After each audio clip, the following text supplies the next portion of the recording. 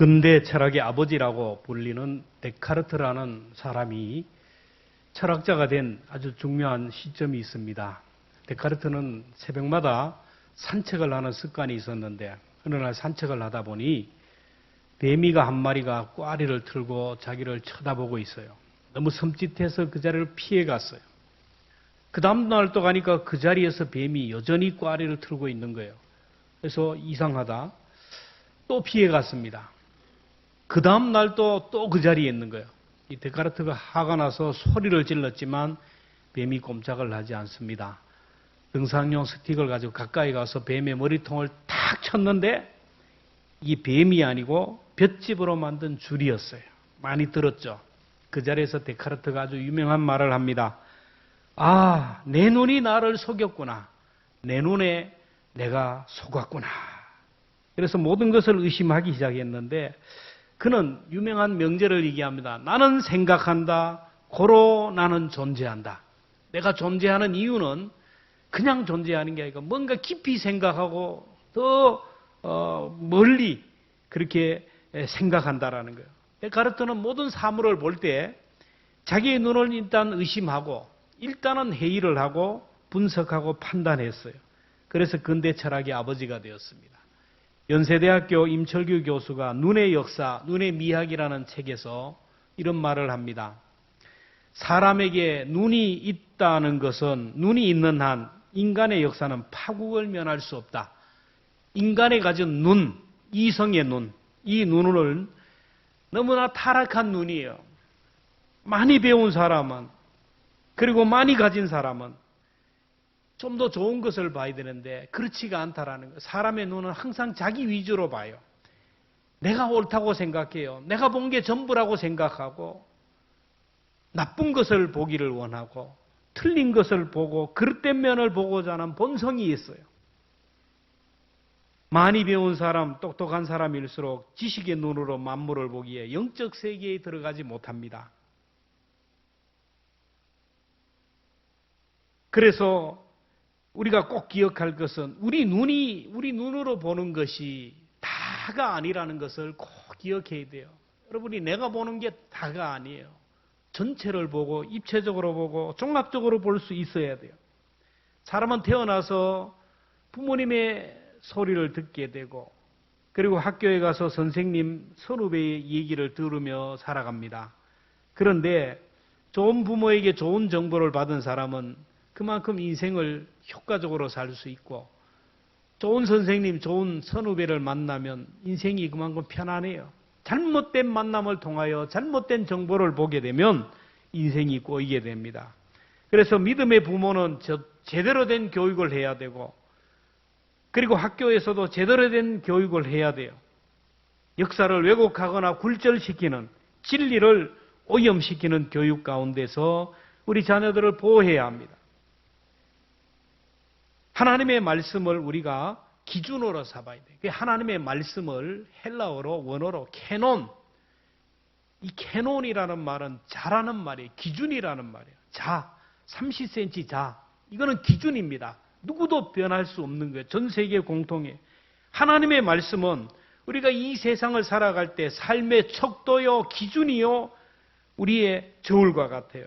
내 이성, 내 경험, 내 감정, 내 어떤 기분이 앞서면 사람은 실수를 하게 되고 결국에는 죄를 짓게 됩니다. 하나님이 아담과 하와에게 동산에 있는 모든 열매를 다 먹어도 된다. 900가지 이상 되는 많은 열매 다 먹어도 돼. 그런데 동산 중앙에 있는 그 선악과는 절대로 먹으면 안 돼. 먹으면 죽어. 하나님이 말씀하시다. 하나님의 말씀입니다. 기준입니다. 근데 사탄이 와서 유혹을 하죠. 창세기 3장 6절 한번 봅니다. 시작. 너희가 그것을 먹는 날에는 너희 눈이 밝아져 하나님과 같이 되어 선악을 알 줄 하나님이 아심이라 유혹을 하죠. 이 소리를 듣고 아담과 하와가 선악과를 보는데 어떻게 보였다고 했습니까? 3장 6절입니다. 시작. 여자가 그 나무를 본즉 먹음직도 하고 보암직도 하고 지혜롭게 할 만큼 탐스럽기도 한즉 여자가 그 열매를 따먹고 자기와 함께 있는 남편에게도 주매 그도 먹으니라. 선악과를 딱 보는 순간 처음에는 먹으면 죽는 거, 먹으면 죽는다. 그러니까 아예 죽는 것으로 봤는데 이 사탄이 먹어도 돼. 먹으면 네 눈이 밝아져서 하나님처럼 될까봐 못 먹게 해. 그 소리를 듣는 순간, 그 소리를 듣고 선악과를 보니까 먹음직하게 생겼어요. 보암직하게 생겼어요. 이걸 먹으면 하나님처럼 지혜롭게 할 만큼 탐스럽게 생겼어요. 그래서 선악과를 따먹는 죄를 짓잖아요. 오늘도 우리는 많이 속고 있어요. 속고 있어요. 여러분 미디어를 통하여 얼마나 속고 있는지 몰라요. TV에 밤에 여러분 유명 연예인들이 와가지고 무슨 치킨, 땅땅 치킨, 무슨 치킨 맛있게 만들어가지고 탁 먹으며 콜라를 먹으며 광고를 합니다.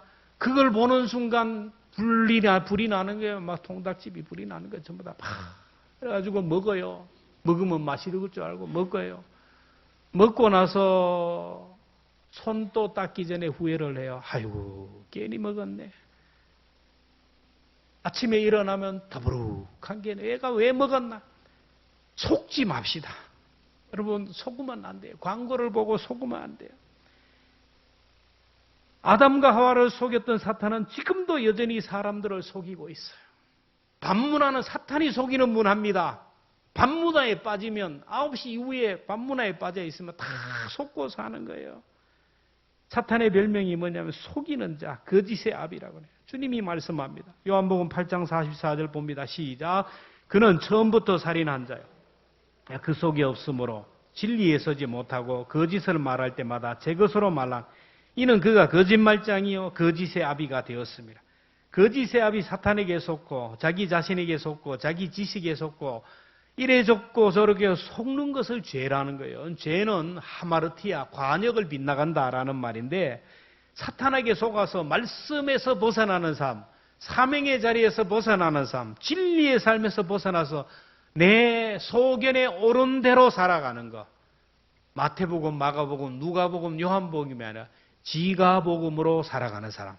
자기 소견에 옳은 대로 내 기분, 내 감정대로 속아서 살아가는 것, 그게 바로 죄라는 거예요. 여러분 우리가 세상을 살아가면서 하나님이 주신 시각으로, 하나님이 주신 관점으로 봐야 돼요. 성령의 감동을 받은 내 이성으로 봐야 돼요. 성령의 감동을 받은 내 감정으로 그렇게 봐야 됩니다. 그런데 우리의 눈이 보는 것이 정확하지가 않아요. 육신의 눈, 여러분 너무 불완전한 거예요. 특별히 앞선 사람들, 리더들은 분별력이 없으면 많은 공동체가 힘이 들어요. 여러분 교회 목사를 위하여 기도해야 돼요. 제가 분별력을 잃어버리고 잘못 보면 교회가 어려워져요. 여러분 많은 사람의 생명을 책임지는 비행기 조종사들, 이 사람들을 집중적으로 훈련시키는 그 훈련 방법이 뭐냐면은 절대로 자기 눈을 보지 말고 자기 눈을 의지하지 말고 계기판에 있는 조종관을 보는 훈련, 조종관을 믿는 훈련을 하는 거예요. 아무리 시야가 확 튀어도 다 보인다 그래도 절대로 눈에 보이는 것을 믿지 말고 조종관을 믿어라. 하늘을 나는 조종사들이 날다 보면 파란 하늘과 파란 바다가 헷갈린대요. 그래서 자기 눈을 의지해 가다가 바다를 하늘로 알고 가서 처박혀 죽는 사람이 많대요.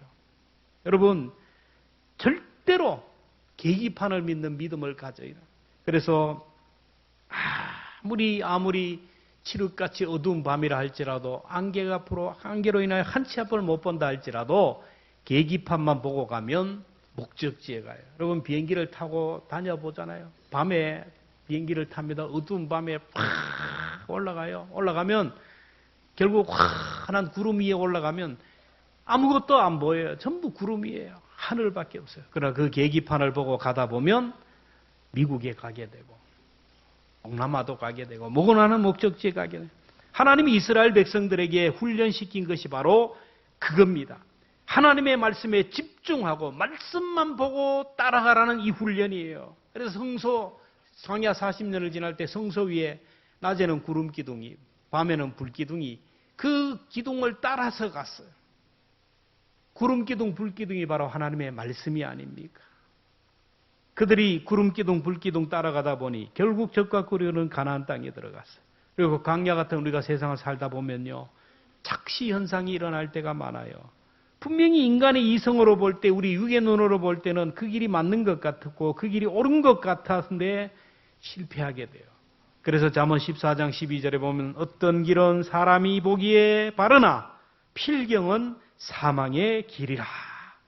저 사람도 교회 안 가는데, 저 사람도 교회 안 가는데, 안 가는 사람이 더 많은데, 여러분 그것이 바른 길 같지만 결국에는 사망의 길이라는 거예요.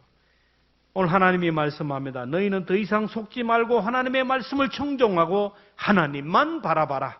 왜 인생이 목마른 줄 아느냐? 왜 인생이 갈급함이 많고, 왜 인생의 부족의 문제, 결핍의 문제, 육체의 가시가 너를 찌르고 내 삶의 올라다리가 왜 흔들리는지 아느냐? 자기 소견에 옳은 대로 살기 때문이다. 답은 하나입니다. 내 마음대로 살아가기 때문에. 말씀 따라가는 사람은, 말씀 보고 순종하고 말씀 따라가는 사람은 절대로 후회하는 인생이 없어요. 그래서 오늘 우리는 속지 맙시다. 주제가 속지 맙시다. 무엇에 속지 말아야 될까요? 첫째, 하나님보다 세상이 크다는 것에 속지 않기를 축복합니다. 오늘 9절에 보면 하늘이 땅보다 높은 같이 내 길은 너희 길보다 높으며 내 생각은 너희 생각보다 높아.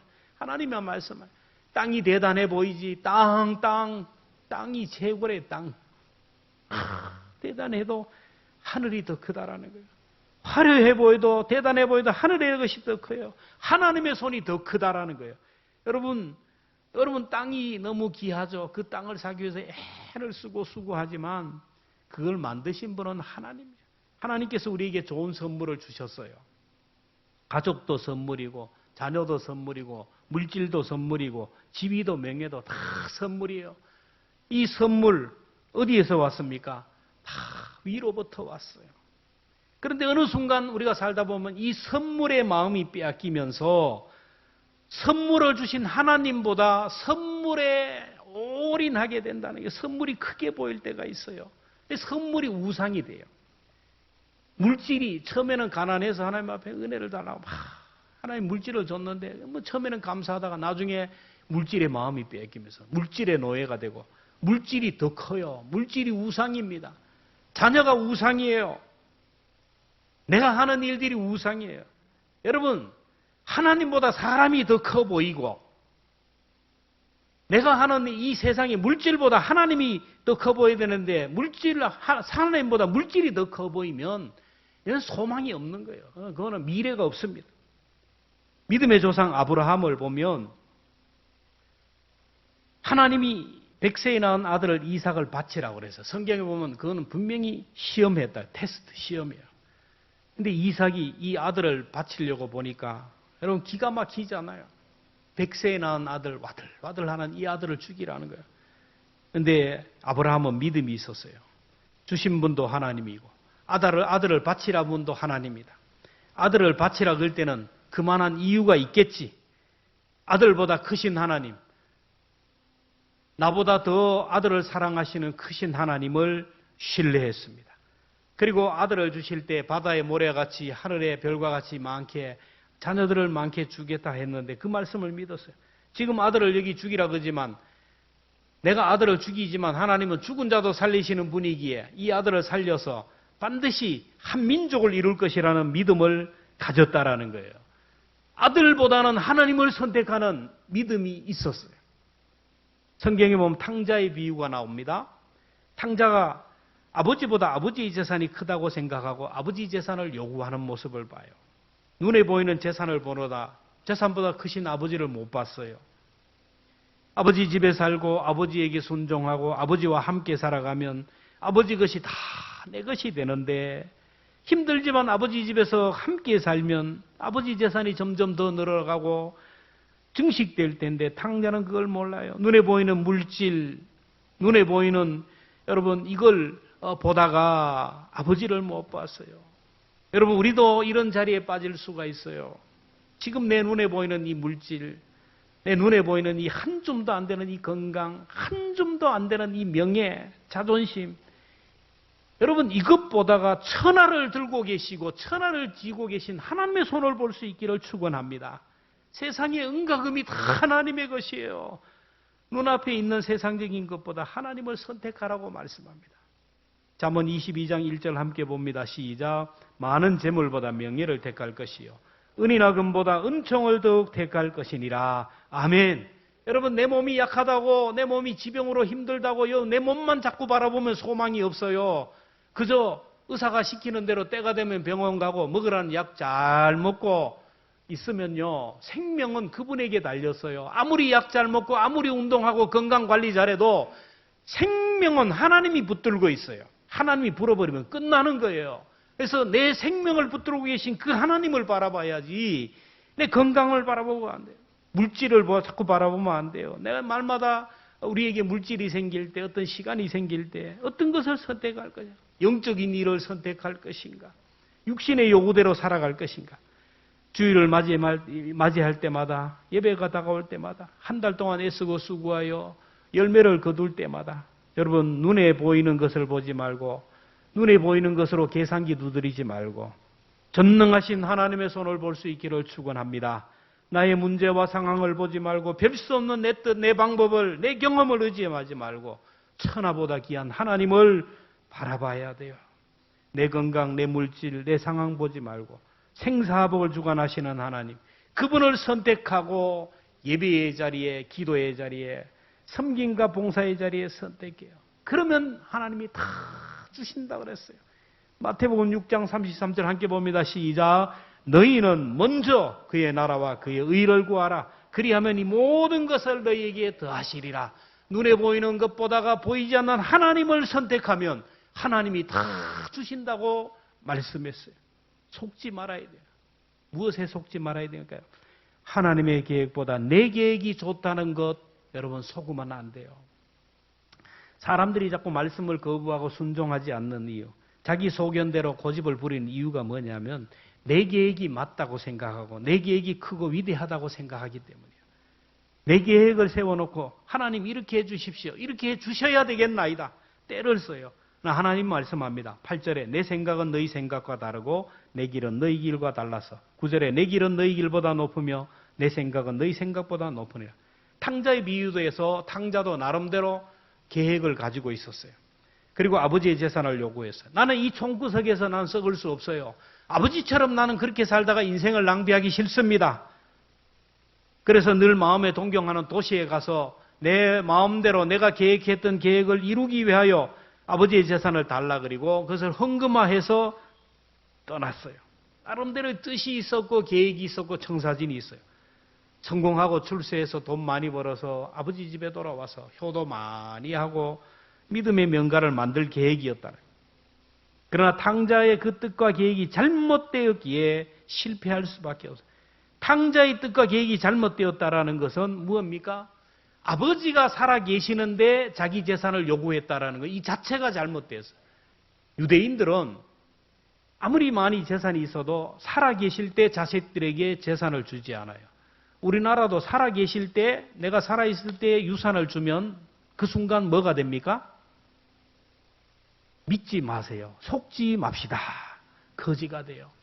유대인들은 본인이 죽어야 자녀들에게 재산이 상속이 돼요.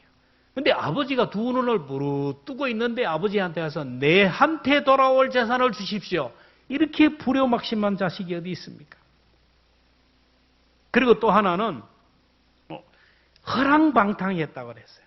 목적이 잘못되기에 재산을 잘못 사용하는 거예요. 탕자가 재산을 요구할 때 아버지가 물어봤을 겁니다. 그 돈 뭐 하려고 그러냐? 나름대로 청사진을 가지고 아버지에게 설득했을 겁니다. 그때 아버지가, 아들아, 그 네가 계획한 거, 네가 원하는 대로 세상은 그렇게 만만한 게 아니다. 무지개 빛같이 보이지만 그러다가 망한 사람이 한둘이 아니다. 저 아랫마을에 탕돌이도 그렇게 갔다가 실패하고 자살했다 그러지 않냐? 저 윗집에 탱자도 너처럼 하다가 실패해서 알코올 중독자가 되었다. 그러니 나와 함께하자. 내가 새로 개발한 농법이 있는데 이걸 잘 활용하면 큰 돈을 벌 수 있으니 내가 너에게 그걸 맡기다.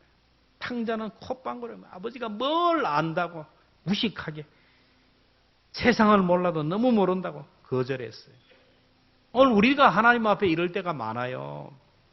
여기 하나님의 뜻이 있어요. 하나님의 계획이 있습니다. 하나님의 방법이 있습니다. 그것이 바로 하나님의 말씀이고 하나님이 우리에게 주시는 미션입니다.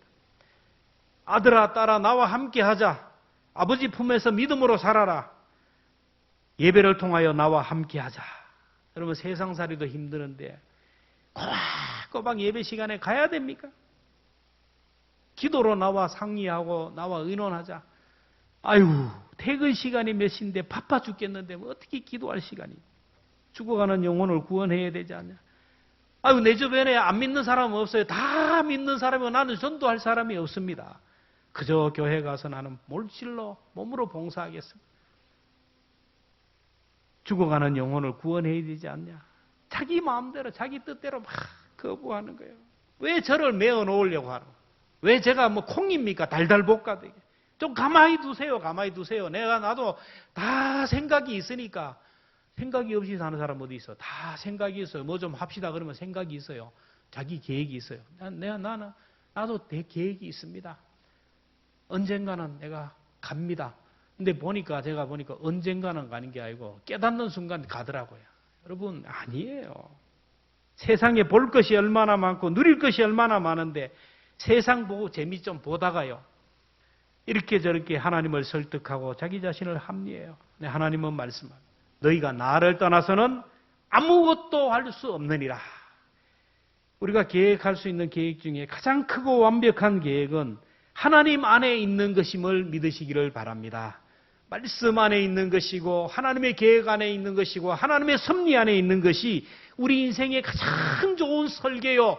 하나님 앞에 내어놓을 청사진이에요. 속지 맙시다. 마지막 어디에 속지 마요? 하나님은 심판의 하나님이지 은혜와 긍휼의 하나님이 아니다. 이 말에 속지 말아야 돼요. 하나님은 공의의 하나님이라서 막 죄를 지면 무섭게 심판하시는 하나님. 무서운 하나님이라 속으면 안 돼요. 젊은 사람들이 이제 성경을 읽다가 보면 구약을 보면서 구약에서 다 넘어져요. 여러분 성경에 보면 구약의 홀리워 이 구약의 전쟁은 죄의 전쟁이 죄와의 전쟁입니다. 막 사람을 다 죽이라 그러잖아요. 전쟁 포로도 안 삼고 막 어린 나이부터 막 싸그리 확 죽이라. 이걸 보고 젊은 세대들이 하나님이 무슨 하나님이 사랑의 하나님이냐. 그래서 교회를 떠나는 사람이 많아요. 그러나 우리가 꼭 기억해야 돼요. 우리가 아버지와 어머니가 있는데 어머니는 항상 용서해. 그죠? 따뜻해요. 다 해줘. 다 해줘. 좋은 말만 해요. 근데 아버지는 브레이크를 걸어요. 안 된다고 합니다. 매를 들어요. 어릴 때 아버지 그러면 겁이 나요. 아버지 소리만 들어도 막 저 방으로 도망가고. 요즘은 거꾸로 돼가지고. 엄마만 나타나면 애들이 도망가고. 아빠만 나타나면 막 엄마처럼 세상이 이렇게 됐어요. 저는 아버지가 무서웠어요. 말도 잘 안 하고 그래 맞지는 않았어요.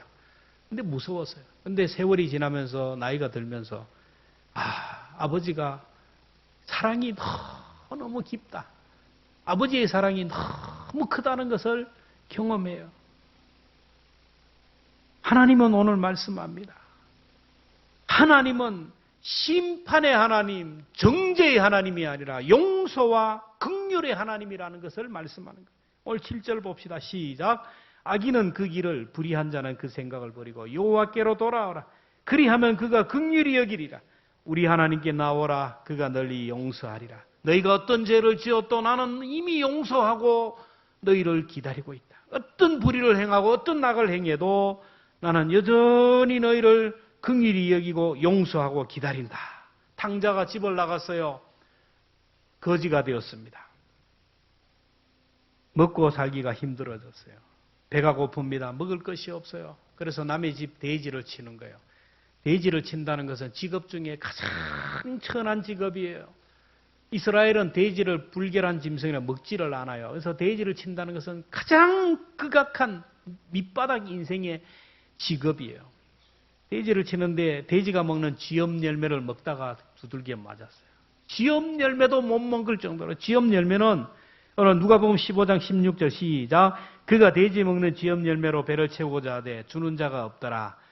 가축들이 먹고 소나 돼지들이 먹는데 가난한 사람들이 너무너무 가난한 사람들이 죽지 못해서 먹는 게 쥐염 열매예요. 근데 이 지업 열매도 못 먹고 배가 고플 때 아버지 집이 생각났어요. 누가복음 15장 17절입니다. 시작. 이에 스스로 돌이켜 이르되 내 아버지에게는 양식이 풍족한 품꾼이 얼마나 많은고 나는 여기서 줄여 기근이 아무리 들여도요. 여러분 하나님의 방법은 너무 무서워요. 이 아들이 탕자가 집을 나가서 재산 다 탕진해도 주변이 잘 살면요. 얻어먹고 이래 먹고 저래 먹고 얻어먹을 수 있어요. 근데 기근이 드니까 돼지가 먹는 지업 열매도 못 먹어요. 여러분 우리가 하나님이 우리를 징계하실 때는요. 뒷문을 다 차단해요. 내가 망한 거 우리 아버지 형제들이 도와주는데 그렇지가 못해요. 하나님이 한 번 나면요. 우리 주변의 사람들 내가 도움을 구할 수 있는 사람이 없게 만들어요. 얼마나 무서운 하나님인지 몰라요. 그렇게 극한 상황 가운데 있을 때 그가 아버지 집으로 돌아가기를 결심합니다. 누가복음 15장 18절 19절 봅니다. 시작. 내가 일어나 아버지께 가서 이르기를 아버지 내가 하늘과 아버지께 죄를 지었사오니 지금부터는 아버지의 아들이라 일컬음을 감당하지 못겠나이다. 나를 품꾼의 하나로 보소서 하리라 하고 자기의 지은 죄를 회개하도록 하는데 아들은 아들로 돌아온 게 아니고 누구예요? 품꾼의 하나로 머슴으로 돌아온다라는 거예요. 어떻게 아버지 재산을 탕진하고 아버지의 마음에 못에 대못을 받고 아버지의 아들로 돌아옵니까? 품꾼의 하나로 가서 일하고 그저 새끼 얻어먹는 그것 하나 가지고 보고 왔다라는 거예요. 그때 아버지가 탕자를 어떻게 대합니까? 여러분 누가복음 15장 20절 같이 봅니다. 시작. 이에 일어나 아버지께로 돌아가니라. 아직도 거리가 먼데 아버지가 그를 보고 측은히 여겨 달려가 목을 안고 입을 맞추니 아버지는 아들이 집을 나가는 순간부터 대문을 열어놓고 기다리고 있었어요. 어제나 오늘이나 언제나 오나. 아들이 돌아가기 위해서 가는데 저 멀리 있는 아버지가 먼저 아들을 봤어요. 그리고 아들을 향하여 달려갑니다. 목을 안고 입을 맞춥니다. 종들에게 제일 좋은 옷을 입혀라. 신발을 씌워라. 가락지를 끼워라. 살찐 소를 잡아 잔치를 베풀라고 했어요. 동네 사람들은 저런 불효자식도 자식이라고 그리고 형도 저런 자식을 자식이라고 막 불평을 했지만 아버지는 간단하게 얘기합니다. 누가복음 15장 24절 봅니다. 시작. 이 내 아들은 죽었다가 다시 살아났으며 내가 잃었다가 다시 얻었노라 하니 그들이 즐거워하더라.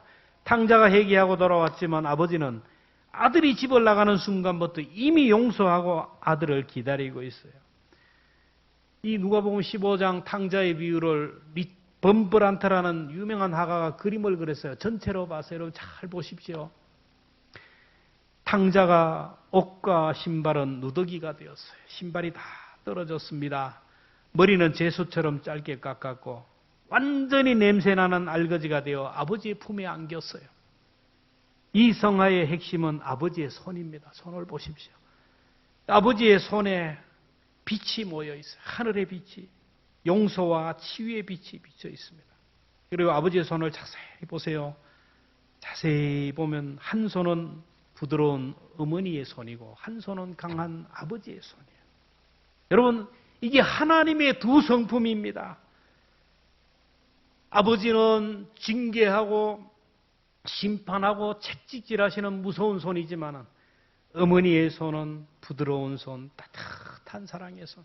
하나님은 오늘 우리는 때로는 징계하기도 하고 심판하기도 하고 매질을 하지만 용서하고 기다리고 감싸 안고 사랑하고 싸매고 치유하시는 좋은 하나님이신 줄로 믿습니다. 이 그림에서 다시 봐야 될 것은 옆에 있는 긴 지팡이를 들고 있는 큰아들이에요. 큰아들. 잘 보입니까? 눈빛이 어때요? 아버지 눈빛과는 전혀 다릅니다. 동생을 바라보는데 저놈의 욕을 막 속으로 하면서 저게 재산 다 탕진하고 저게 무슨 낯짝으로 왔냐고 막 정죄하고 심판한 손이. 아버지는 종으로 받아준 것이 아들로 받아주었어요. 탕자는 배가 고파 머슴으로 풀칠이나 하고 살기로 왔는데 새 옷을 입혀줘요. 가락지를 끼워줍니다. 신발을 신겨줘요. 소를 잡아줘요.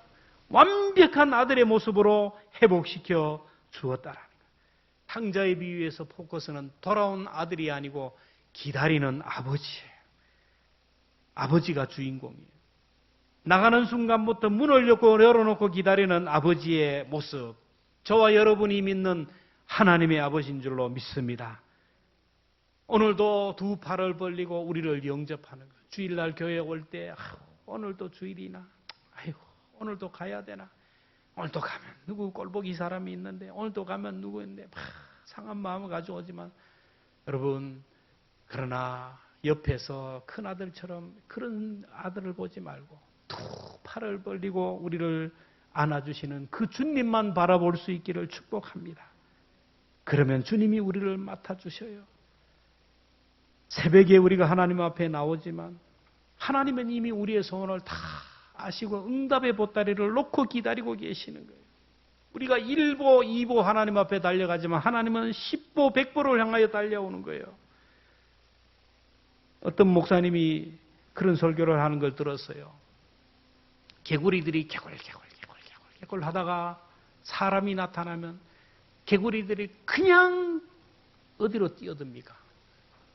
연못 속으로, 물 속으로 막 자요.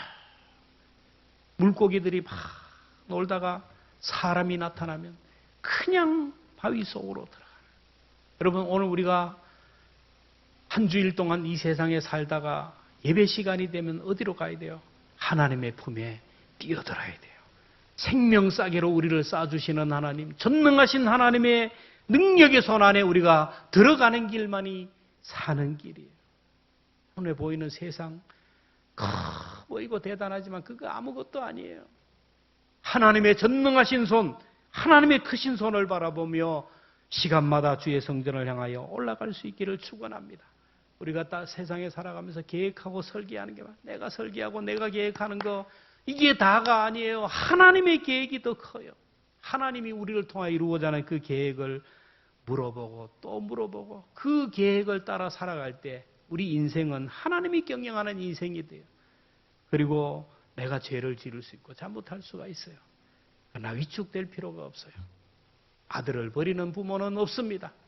끝까지 아들을 품고 아들 편에 서서 아들과 함께하는 것이 아버지예요.